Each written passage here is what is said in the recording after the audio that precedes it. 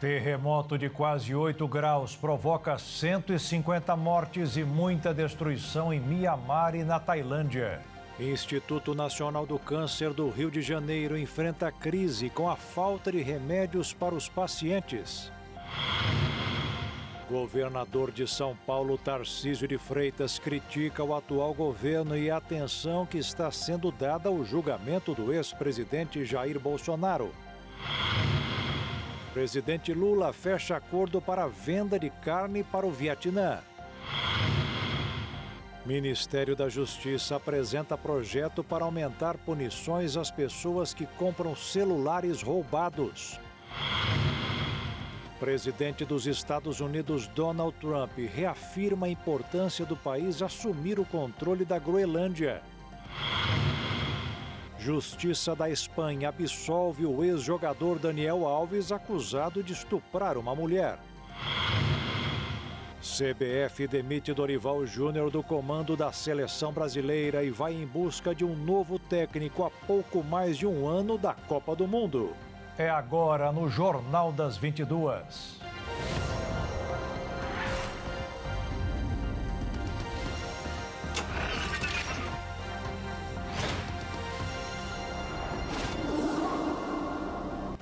Olá, boa noite. Pelo menos 144 pessoas morreram em consequência de um terremoto de quase 8 graus que atingiu Mianmar e a Tailândia.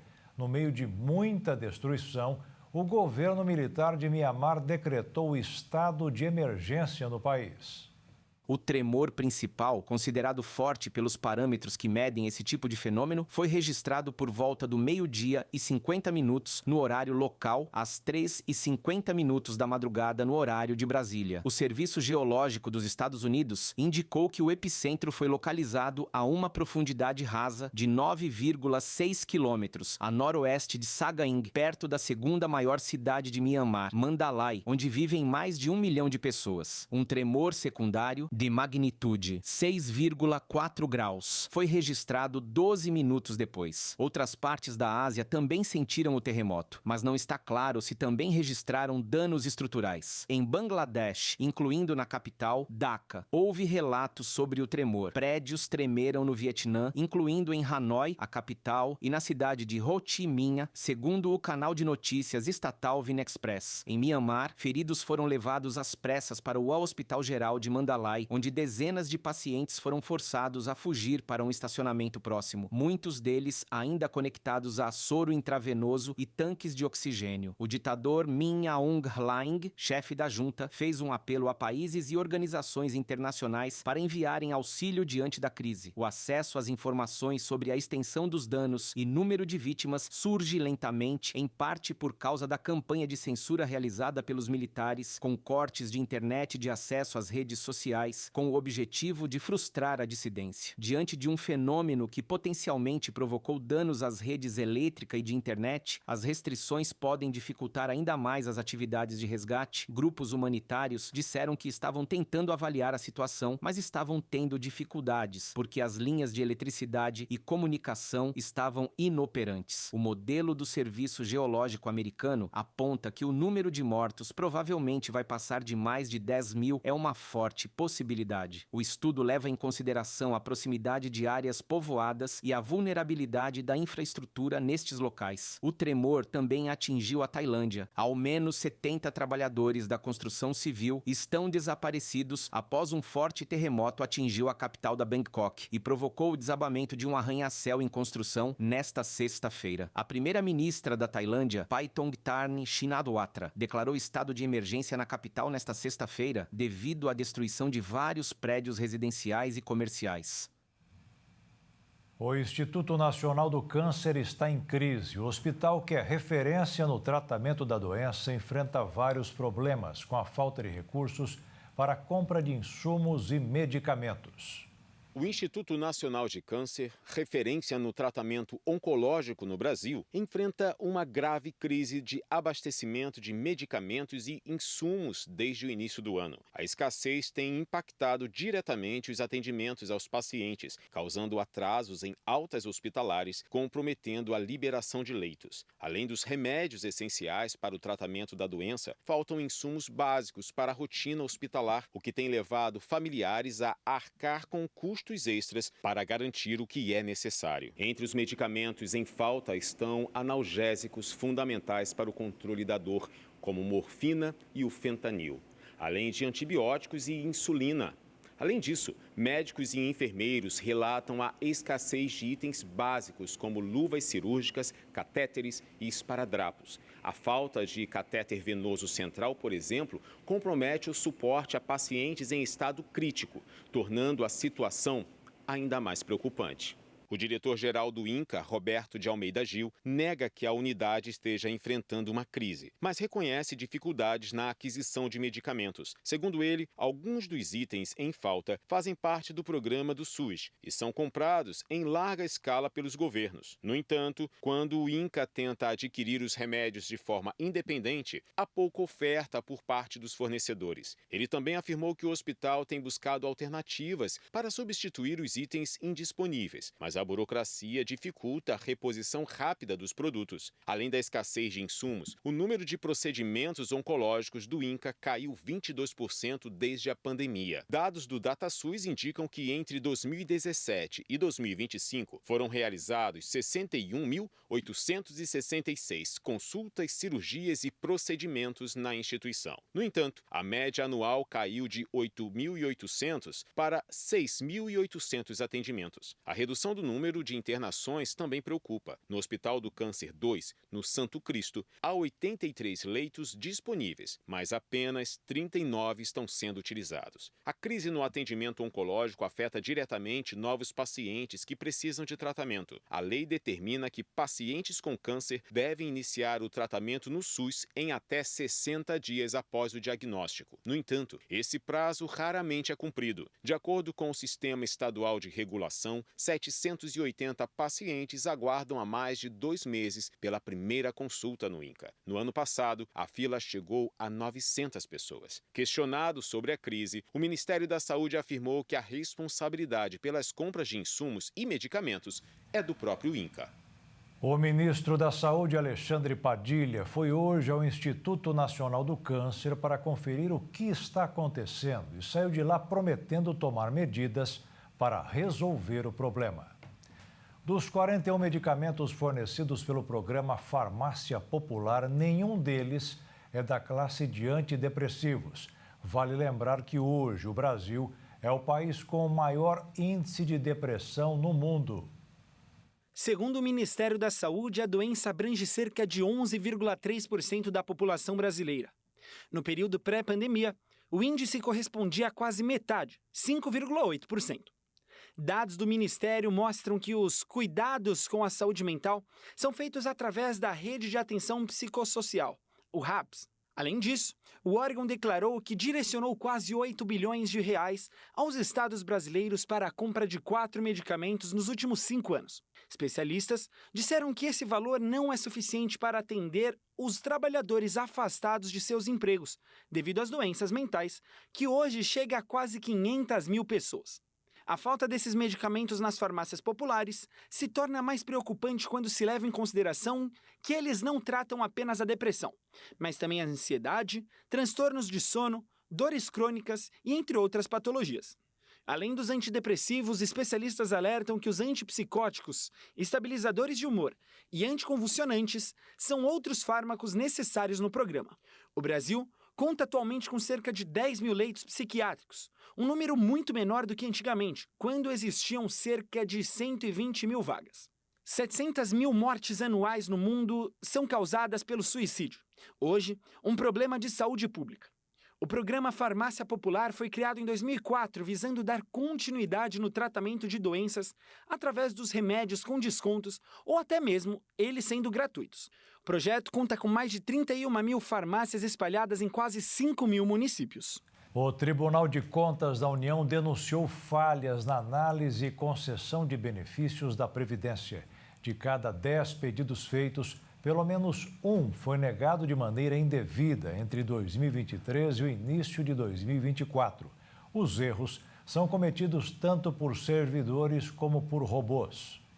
Segundo o relatório, o maior número de indeferimentos errados ocorre quando a análise é feita por servidores, mas há também falhas cometidas pelos robôs. Os dados indicam que houve indeferimento indevido em 13,2% dos casos processados de forma manual em 2023 e em 10,94% dos que foram analisados automaticamente em 2024, entre janeiro e maio. Para o ministro Haroldo Cedras, relator do processo na Corte de Contas, o volume de erros está acima do limite máximo aceitável. A auditoria teve como ponto de partida o alto percentual de indeferimentos indevidos, apontados pelo programa Supertec, que faz a supervisão técnica das decisões do INSS e análises anteriores do próprio TCU e de outros órgãos de controle, como a Controladoria Geral da União e o CGU e a Auditoria Geral do Instituto. Em nota, o Instituto afirma que ter se comprometido com a correção das falhas apontadas pelo TCU, informando que o indeferimento ocorre na fase inicial do pedido. O INSS afirmou que as medições do Supertec indicam que o Instituto acerta em aproximadamente 92% das suas decisões. Dos quase 30 mil processos avaliados em um ano, 91,8% tiveram a decisão final mantida, mesmo quando foi preciso fazer algum tipo de ajuste segundo o Instituto. A conclusão do TCU não considerou benefícios por incapacidade, perícias, revisão, decisões judiciais, benefícios assistenciais, seguro-defeso ou mesmo as causas para o alto volume de indeferimentos pelo INSS, segundo o tribunal, devido à limitação de recursos humanos na equipe e ao tempo disponível para a conclusão da auditoria. No processo, o TCU considerou os pedidos indeferidos por análise manual em 2023 e os negados automaticamente entre os meses de janeiro e maio de 2024. A análise automática, segundo o tribunal, tem crescido significativamente. Chegou a 2,2 milhões de requerimentos em 2023, um aumento de 70% em relação ao ano anterior. Dos casos analisados pela auditoria, além dos 10,94% de análises automáticas com erro no indeferimento, a Corte de Contas também identificou que 28,64% tinham inconsistências que poderiam resultar em negativa incorreta. Na prática, os servidores falham mais do que robôs, segundo o relatório. E veja a seguir, governador de São Paulo, Tarcísio de Freitas, critica o atual governo e a atenção que está sendo dada ao julgamento do ex-presidente Bolsonaro. E o Ministério da Justiça apresenta projeto para aumentar punições às pessoas que compram celulares roubados.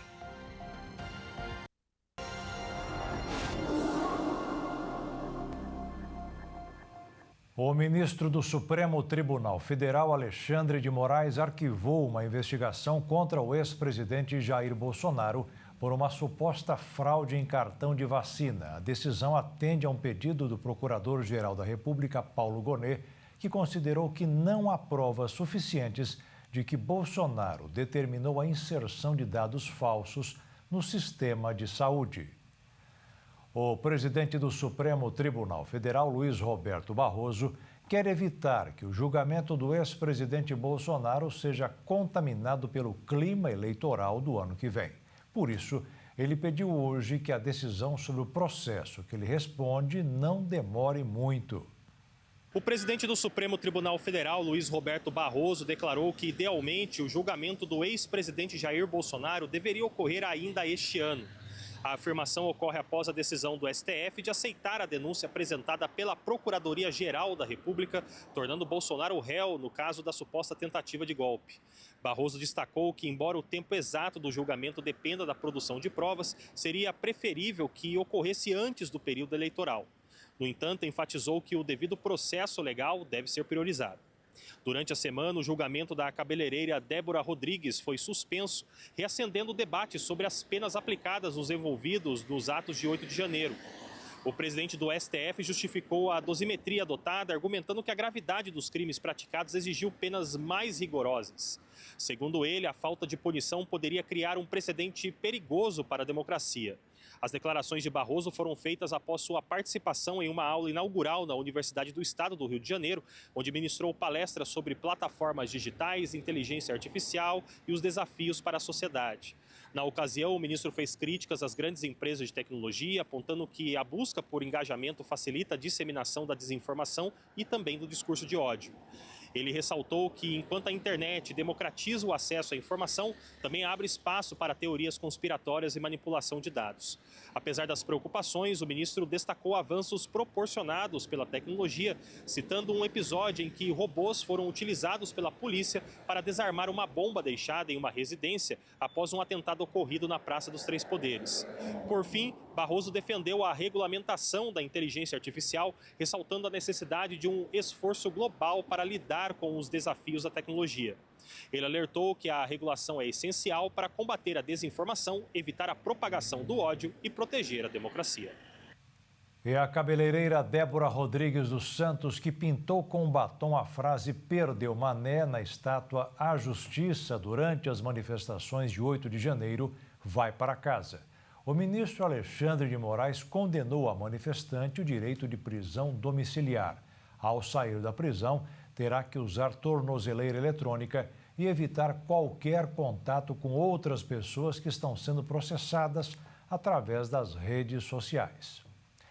O governador de São Paulo, Tarcísio de Freitas, criticou o governo federal sobre a proposta de isenção do imposto de renda para quem ganha até 5 mil por mês. A fala ocorreu em um evento de investidores na capital paulista. Sem citar diretamente a isenção do imposto de renda para quem ganha até R$ 5.000, o governador de São Paulo, Tarcísio de Freitas, diz que o governo federal, ao abrir mão de uma base relevante de pagamentos e apostar em tributar o capital, o estoque de capital, destrói a poupança e impede investimentos. O projeto, que está em tramitação no Congresso Nacional, prevê o aumento da incidência de impostos sobre altas rendas e dividendos. A ideia do governo federal é que a maior tributação incida sobre os mais ricos e garanta a arrecadação, em compensação à redução de imposto sobre quem ganha menos, o que o ministro da Fazenda, Fernando Haddad, defende ser uma justiça tributária. A ampliação da faixa de isenção do imposto de renda, contudo, é polêmica e criticada por alguns setores. Na visão do governador de São Paulo, é um projeto apresentado com base em um cálculo eleitoral e que reduz o investimento no país e poderá levar à superinflação e superendividamento. Fato, uma antecipação na campanha e um governo federal movido pela pauta eleitoral. E isso tem um determinado risco, né? O risco é da gente tomar decisões que são erradas. E eu vejo algumas decisões que estão sendo tomadas com muita preocupação. Elas são feitas baseadas em pesquisa. Tem esse grupo aqui que eu estou perdendo tração, eu preciso ganhar tração nesse grupo, isso aqui vai me dar potência eleitoral. Mas essa potência eleitoral vai custar caro para o Brasil, né? Quando você, por exemplo, abre mão de uma base de pagantes relevantes, quando você troca, e aí resolve fazer o seguinte: eu vou abrir mão dessa base, que é o que todos os países fazem, e eu vou apostar em outra coisa. Eu vou tributar o capital, eu vou tributar o estoque de capital, ou seja, eu vou destruir poupança e vou impedir o investimento, né? E aí eu contrato com fracasso, porque um país... A proposta do governo de isentar pode beneficiar especialmente a classe média, grupo em que a popularidade do governo Lula derrapa. Tarcísio se dizia contrário a políticas públicas adotadas com finalidade eleitoral, visando recortes específicos da população. Ele também criticou ainda a ampliação de programas sociais pelo governo federal. país que está caminhando para a informalidade está muito alta em diversos estados. Eu tenho programas sociais explodindo, né, e aumentando o estoque, como BPC, Bolsa Família. A gente não está dando a porta de saída, não está emancipando ninguém, e a gente vai ficar cada vez mais limitado. Então, a gente está tomando decisões erradas e vão fazer com que a gente flerte lá na frente com superinflação e com superendividamento. Então, é um caminho, é um contrato com fracasso. E essas questões não estão sendo discutidas, elas estão passando ao largo. E aí vem essa preocupação exacerbada com a questão da eleição. Nesta sexta-feira, foi realizada na Bolsa de Valores de São Paulo o leilão da Companhia Paulista de Trens Metropolitanos. O grupo Comporte venceu a concorrência e ficará responsável pela operação de 3 linhas da CPTM, Coral, Safira e Jade. De acordo com a Secretaria Estadual de Parcerias e Investimentos, a empresa terá concessão de 25 anos e prevê mais de 14 bilhões de reais em investimentos. Além do investimento privado, o edital exige do governo paulista para modernizar as linhas mais 10 bilhões de reais. O valor deverá ser usado para construir 10 novas estações e reformar 24 já existentes. A empresa vencedora é administrada pela família do empresário Nenê Constantino, fundador da Gol Linhas Aéreas. O mercado formal de trabalho de abril, em fevereiro, 432 mil vagas de emprego no registro em carteira. O número divulgado hoje pelo Ministério do Trabalho é recorde, desde que foi alterada a maneira de registrar os empregos em janeiro de 2020. Outro balanço apresentado nesta sexta-feira mostrou que, se for incluído o mercado informal do Brasil, existem 7 milhões e meio de pessoas procurando emprego. E além de várias notícias sobre a guerra tarifária do presidente dos Estados Unidos, Donald Trump, o que mais repercutiu hoje no mercado financeiro foi a abertura de vagas do mercado de trabalho. Diz a teoria que mais gente trabalhando pressiona os preços e a inflação, o que obriga o Banco Central a novos aumentos da taxa de juros. O dólar ficou praticamente estável, aos R$ 5,75, mas a Bolsa de Valores sofreu uma queda de quase 1%, aos 131.902 pontos. E a conta de luz não vai subir. A Agência Nacional de Energia Elétrica informou que, pelo 5º mês seguido, não haverá cobrança extra nas faturas dos clientes de energia elétrica. A bandeira verde será garantida em abril pela geração estável das usinas hidrelétricas, apesar de um período com chuvas menos intensas em todo o país. Começou hoje o pagamento do dinheiro esquecido do PIS/PASEP. Cerca de 10 milhões e meio de pessoas têm algum valor no total de mais de 25 bilhões de reais. Segundo o Ministério da Fazenda, em valores atualizados, cada contribuinte tem direito a receber, em média, R$ 2.800 do total de cerca de 26 bilhões de reais esquecidos. Cerca de 10 milhões e meio de pessoas ou seus herdeiros têm direito ao valor. O crédito pode variar de acordo com o tempo de serviço e o salário recebido na época. Todos os valores foram devidamente corrigidos pela inflação, garantindo que os trabalhadores recebam o montante atualizado. Para facilitar o acesso a esses recursos, a pasta da Fazenda lançou a plataforma Repis Cidadão, que permite a consulta e o saque desses valores de forma simplificada. Os trabalhadores que tiveram carteira assinada ou atuaram como servidores públicos entre 1971 e 1988 e que ainda não realizaram o saque após a extinção do fundo têm direito ao valor. Além disso, herdeiros ou beneficiários legais desses trabalhadores também podem reivindicar o dinheiro. O Ministério da Justiça entregou um projeto de lei para combater o roubo de celulares no Brasil. A ideia é aumentar as penas de prisão para quem é cliente dos criminosos. O Palácio do Planalto está analisando um projeto que amplia em 50% a pena para quem compra celulares, cabos e dispositivos eletrônicos roubados. O projeto prevê um aumento de 30% a 50% na pena para crime de receptação de dispositivos roubados, em especial para aparelhos que guardam dados pessoais, como celulares e computadores. A pena mínima passaria de 1 ano para 1 ano e 6 meses e a máxima de 4 anos para 6 anos. A intenção da medida é trazer impacto para a segurança pública e também na economia. Segundo o Ministério da Justiça, quase 1 milhão de telefones foram roubados em 2023, de acordo com o relatório de boletins de ocorrência. Mas que tudo indica é que esse número é bem maior. O estudo que deu base para o projeto indica que esse tipo de crime, considerado de menor impacto, passou a abastecer os cofres de grandes organizações criminosas. Além de ampliar a pena do crime de receptação, o projeto prevê a criação do crime de furto qualificado, quando o crime é cometido por encomenda, e a ampliação de punição para furtos de cabo e roubo de sinal, para o combate de atividades miliciosas que exploram o chamado gatonete. E veja a seguir, presidente Lula fecha acordo para a venda de carne para o Vietnã. E Donald Trump reafirma a importância de os Estados Unidos assumirem o controle da Groenlândia.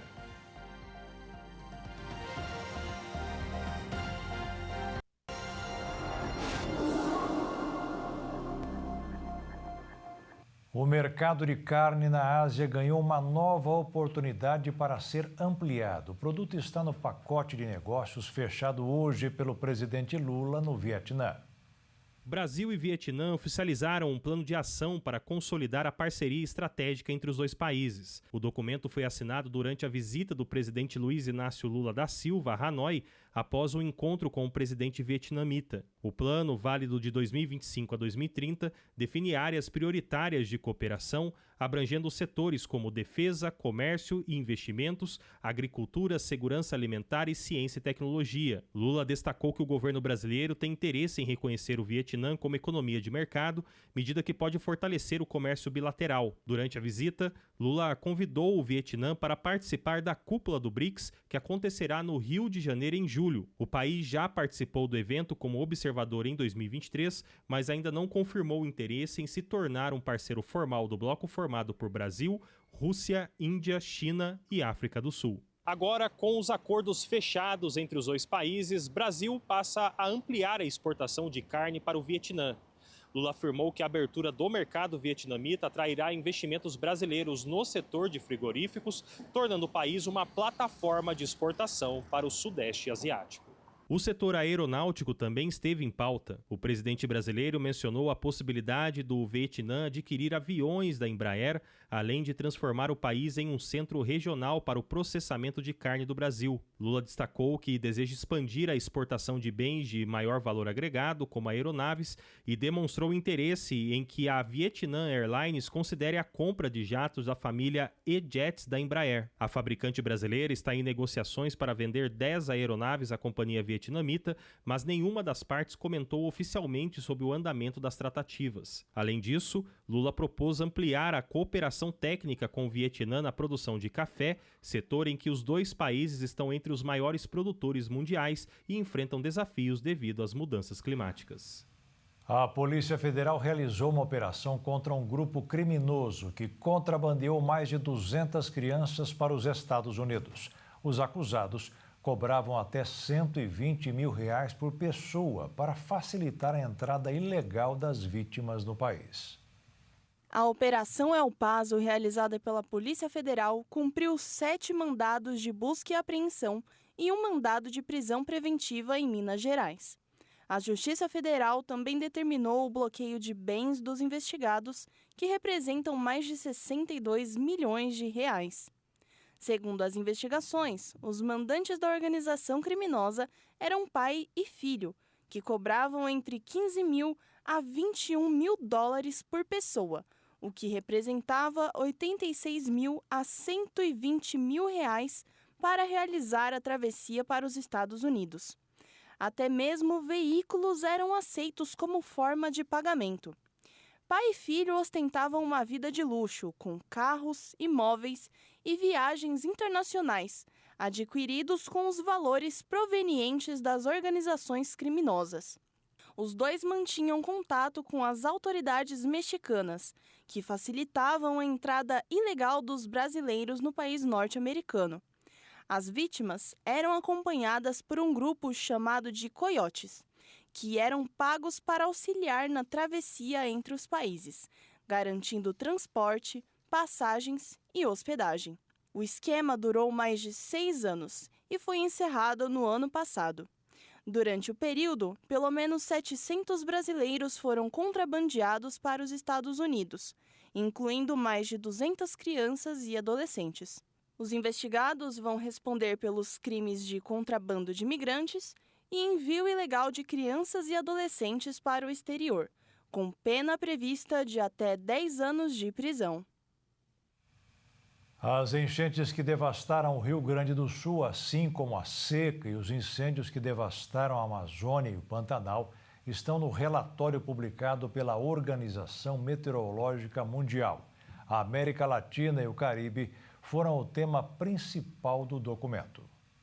O documento lançado nesta sexta-feira retrata o crescente impacto dos extremos climáticos, meteorológicos e hídricos sobre vidas, meio de subsistência e cadeias de suprimento alimentar em uma região já marcada pela pobreza e insegurança. Na primeira metade do ano, o fenômeno climático El Niño influenciou os padrões de precipitação em vários países. No Brasil, ele contribuiu para secas generalizadas na Amazônia e no Pantanal, que tiveram chuvas de 30% a 40% abaixo do normal. A bacia amazônica enfrentou uma das secas mais severas da história. Até o final de setembro de 2024, 745 mil pessoas foram afetadas pela estiagem. O Pantanal, por sua vez, viveu a segunda pior temporada de seca e incêndios da história. Destacou então o documento, que também indicou o nível recorde de baixa do Rio Negro em Manaus. A seca e as ondas de calor também favoreceram a ocorrência de incêndios florestais na Amazônia e no Pantanal. Outras regiões sofreram com precipitações acima da média, que deixaram um rastro de inundações e deslizamentos. Caso do Rio Grande do Sul, afetado por chuvas torrenciais e fortes enchentes em abril e maio de 2024. O relatório descreveu a situação no estado como o pior desastre climático do Brasil, que resultou na morte de 180 pessoas e 8 bilhões e 500 milhões em perdas econômicas para o setor agrícola. O documento chama atenção para a atuação do Centro Nacional de Monitoramento e Alertas de Desastres Naturais, o CEMADEM, nos alertas de perigo, e reforçou a importância de que o poder público e a população ampliem a compreensão dos riscos dos desastres. O texto frisou, abre aspas, a linha do tempo dos eventos relacionados a esse desastre mostra claramente que previsões de chuva e alertas de enchente de alto risco foram emitidos 2 dias antes das inundações mais severas em Porto Alegre. Populações que vivem em áreas vulneráveis e expostas foram alertadas e evacuadas a tempo. No entanto, o número de vítimas fatais ainda foi elevado. É necessário aumentar a compreensão dos riscos de desastres por parte das autoridades e do público em geral. Fecha aspas. Frente a esse cenário, a OMM ressaltou que é crucial implementar estratégias para antecipar ações e tornar a agricultura da região mais resiliente, fortalecendo sistemas alimentares e priorizando ações de mitigação. O documento trouxe algumas boas notícias, como o crescimento das energias renováveis, que já representam quase 69% da matriz energética da região. A capacidade de geração de energia eólica e solar cresceu cerca de 30% em relação a 2023. O derretimento da geleira Humboldt, a última da Venezuela,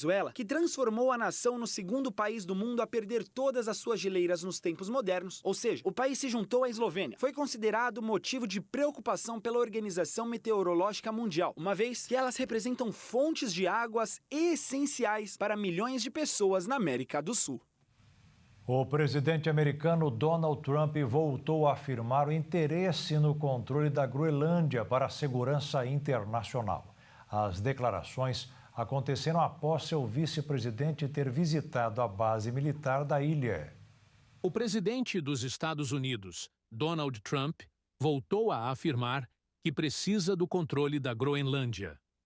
Em declaração à imprensa na Casa Branca, o presidente comentou a visita de seu vice, James David Vance, à ilha do Ártico, e reafirmou que a região é muito importante para a segurança internacional. Vance também demonstrou interesse na segurança do Ártico e enfatizou que essa questão deve ficar maior nas próximas décadas. O vice-presidente visitou a base militar e espacial dos Estados Unidos ao lado de sua esposa, Usha, e comitiva, A base fica localizada em Pituffik, no norte da Groenlândia, região pertencente à Dinamarca. A delegação americana não havia sido convidada pelas autoridades da Groenlândia ou da Dinamarca. Ambos os governos protestaram contra a visita e, por isso, o grupo viajou até a base militar e não se encontrou com o público local. Há 2 semanas, os partidos haviam se reunido para responder às declarações de Trump e, em um documento oficial, afirmaram que as falas do presidente americano são inaceitáveis.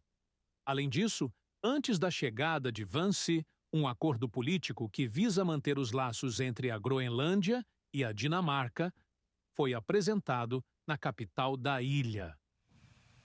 Israel voltou a atacar o sul do Líbano, onde estão guerrilheiros do Hezbollah, e o governo já avisou que vai atacar se o cessar-fogo voltar a ser desrespeitado. Israel bombardeou nesta sexta-feira os subúrbios ao sul de Beirute, reduto do grupo Hezbollah, pela primeira vez desde a trégua alcançada em novembro. O ataque ocorreu em um bairro densamente povoado que abriga várias escolas, de acordo com a agência oficial de notícias libanesa NNA. O ataque foi uma reação ao lançamento não reivindicado de 2 projéteis, um deles interceptado e o outro que atingiu o solo libanês. O destino da região de Kiryat Shimona é o mesmo de Beirute. Se não houver calma lá e nas comunidades da Galileia, não vai haver calma em Beirute. Qualquer tentativa de ferir as comunidades da Galileia, os tetos das casas do bairro de Dayé, em Beirute, vão tremer. Estou enviando uma mensagem clara ao governo libanês. Se vocês não garantirem o cumprimento do cessar-fogo, nós vamos. Prometemos paz e segurança aos moradores da Galileia e assim vai ser. Além do bombardeio em Beirute, o exército israelense disparou contra alvos do Hezbollah no sul do Líbano. Esta é a segunda vez desde a trégua que entrou em vigor em 27 de novembro que foguetes disparados do Líbano atingem Israel. Arqueólogos encontraram uma tumba com mais de 3.000 anos de idade no Egito, mas a identidade do faraó permanece desconhecida. A tumba de 7 metros de profundidade e datada com 3.600 anos foi encontrada em uma antiga necrópole, onde os primeiros faraós da dinastia eram sepultados. A identidade do rei egípcio ainda não foi identificada. Esta é a segunda câmara descoberta este ano. Os pesquisadores encontraram uma outra construção próxima ao rio Nilo no mês de janeiro. A câmara era de 1.600 anos antes de Cristo, quando os faraós eram as figuras mais importantes da região. No entanto, a construção havia sido saqueada por ladrões de túmulos e, devido à sua localização, sofreu inundações. As escritas marcadas nas paredes não resistiram às depredações e à ação do tempo. Apagou o nome do faraó. Os especialistas continuam com as pesquisas para compreender esta parte importante da história da humanidade que foi perdida com o passar dos anos. E veja a seguir: Justiça da Espanha absolve o ex-jogador Daniel Alves, acusado de estuprar uma mulher. E a CBF demitiu Dorival Júnior do comando da seleção brasileira e vai em busca de um novo técnico há pouco mais de um ano da Copa do Mundo.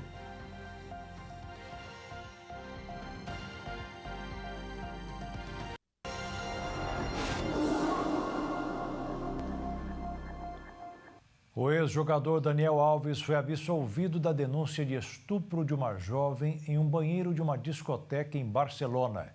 A advogada da jovem disse que vai recorrer e chamou a decisão de retrocesso.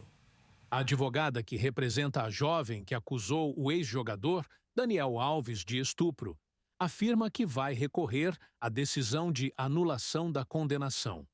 A anulação absolve automaticamente Daniel Alves, que estava em liberdade provisória desde março do ano passado, após um recurso aceito pela Justiça catalã. Segundo a advogada, a vítima ficou profundamente decepcionada com a anulação e que a decisão fez ela se sentir como se tivesse voltado ao banheiro onde o estupro teria acontecido. E acrescenta que é um retrocesso, tanto do ponto de vista jurídico quanto social na luta contra a violência sexual. Ela acredita que a isso pode desincentivar mulheres a denunciar as agressões que sofreram. O Tribunal Superior da Catalunha anulou a condenação de Alves por unanimidade. O ex-jogador havia sido sentenciado a cumprir 4 anos e 6 meses de prisão por um tribunal de primeira instância, acusado de estuprar a jovem em uma discoteca em Barcelona.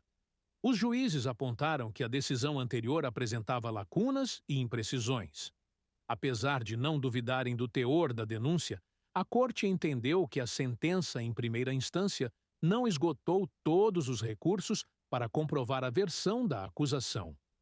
Também por unanimidade, os juízes negaram um recurso da Promotoria de Barcelona, feito após Alves deixar a prisão que pedia que o ex-jogador voltasse a ser preso e que a pena, de 4 anos e 6 meses sem fiança, aumentasse para 9 anos sem fiança.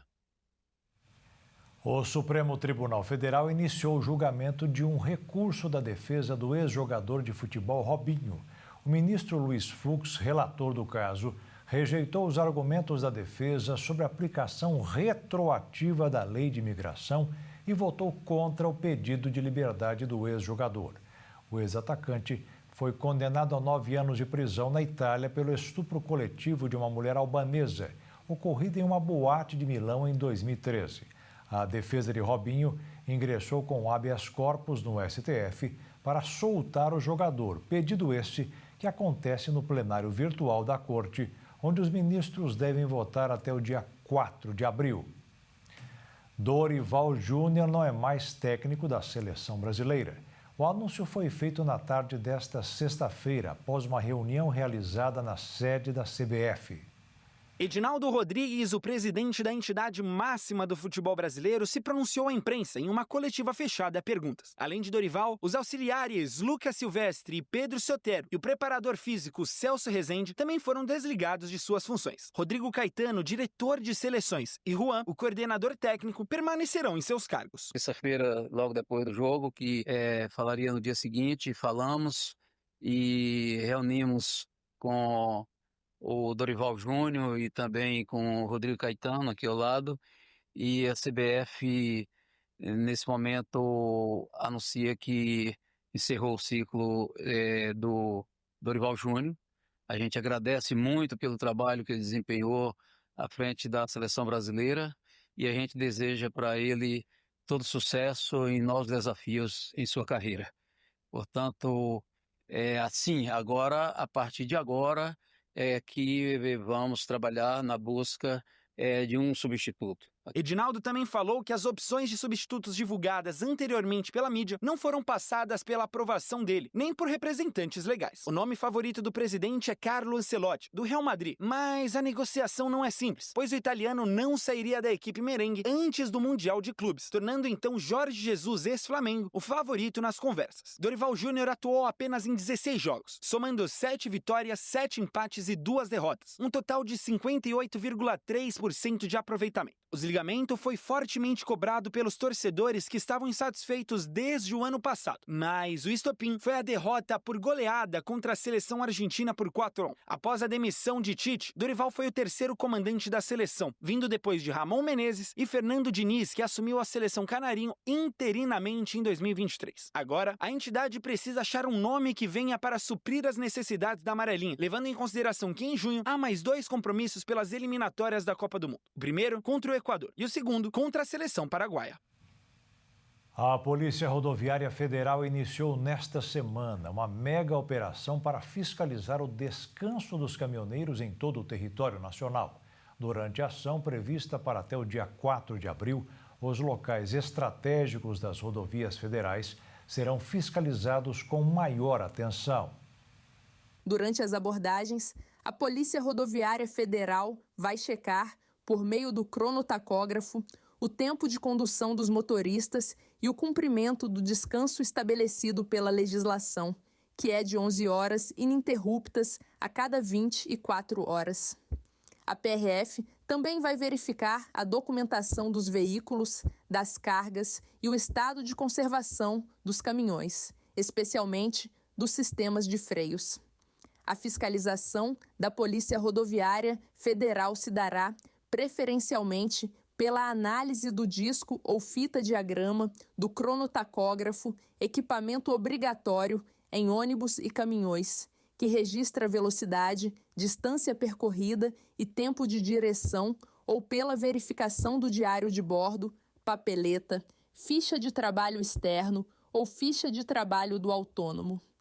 Em março de 2025, após o julgamento da ação direta de inconstitucionalidade pelo Supremo Tribunal Federal, foram feitas modificações nas legislações que regulamentam o exercício da profissão de motorista, na consolidação das leis do trabalho e no Código de Trânsito Brasileiro, alterando substancialmente a fiscalização da lei do descanso diante de um cenário em que os motoristas descansam menos tempo do que o recomendado por lei. A Polícia Rodoviária Federal vem aumentando esforços para melhorar a segurança viária no transporte rodoviário de cargas. Nesse contexto, a Operação Descanso Legal se apresenta como uma resposta estratégica de fiscalização, promovendo ações educativas e de conscientização sobre a importância de práticas seguras no trânsito. Nas duas primeiras etapas da operação, realizadas em janeiro e fevereiro deste ano, respectivamente, foram fiscalizados mais de 25 mil veículos de carga e aplicadas mais de 6.500 autuações por descumprimento do tempo de descanso. Um filme de ação envolvido por um toque religioso, assim a série Vindication, Acima de Qualquer Suspeita, que foi lançada hoje pela Graça Filmes, para tirar o fôlego com a pausa necessária para exaltar a vida. Ação. Polícia! Coloca a mão pra cima! Suspense. Esse é o segundo homicídio que tivemos em 14 meses. E fé. Eu não entendi. Eu tô tentando entender. Talvez Deus queira falar com você. E como eu faço para... Tudo que um grande sucesso precisa ter está reunido na série Vindication, Acima de Qualquer Suspeita. O lançamento da Graça Filmes. A primeira temporada do drama criminal cristão Vindication, Acima de Qualquer Suspeita, conta a história do detetive Travis. Ele passou 15 anos resolvendo casos em uma pequena cidade do Texas.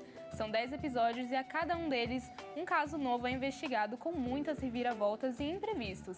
E as tensões só aumentam quando, em meio a um surto de casos inquietantes, ele precisa trabalhar com uma detetive nova. Vindication, Acima de Qualquer Suspeita. Vindication é um drama criminal cristão que acompanha a vida e o trabalho do detetive Gary Travis, que, em meio a circunstâncias desesperadoras, vai em busca da sua própria jornada espiritual. Não perca! Com uma visão inovadora, a Graça Filmes possui o maior catálogo de filmes da América Latina, acumulando cerca de 150 títulos dos mais variados gêneros, que incluem filmes de ação, comédia, drama e entre outros. E se tornou referência no meio gospel e no circuito do cinema nacional, com os filmes Deus Não Está Morto, 3 Histórias e um Destino e outro grande sucesso, o filme Questão de Escolha.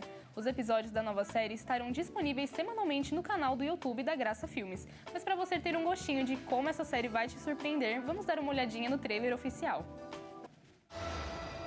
Esse é o segundo homicídio que tivemos em 14 meses. Tem certeza que foi um assassinato? Pelo que entendi, há uma preocupação quanto à segurança do bairro e viemos aqui para falar sobre isso e ajudar no que pudermos. A comunidade de East Bank continua assustada depois da descoberta de 2 corpos. Isso é uma vergonha. É isso que é. Eu sei que vocês não têm pistas. Encontrou o que aqui? Seu pai conversou com você sobre o trabalho? Isso fica entre a gente, ou seja, não fale sobre isso. Certo? Uma série original. 10 episódios. Uma busca pela verdade. Está com problemas? Tentou contato com seu traficante? Para com isso! Finge que você não é um policial só por um segundo. Eu não consigo. Entre os acusados. Gente, agora! Você não pode pegar meu celular! Me processa. Você não faz ideia onde você está se enfiando. Você quer pegar o cara? Eu não entendi. Eu tô tentando entender. Talvez Deus queira falar com você. E como eu faço para... Polícia! Coloca a mão pra cima! E o Jornal das 22 termina aqui. Uma boa noite para você, aproveite bem o fim de semana e fique na paz. Tchau.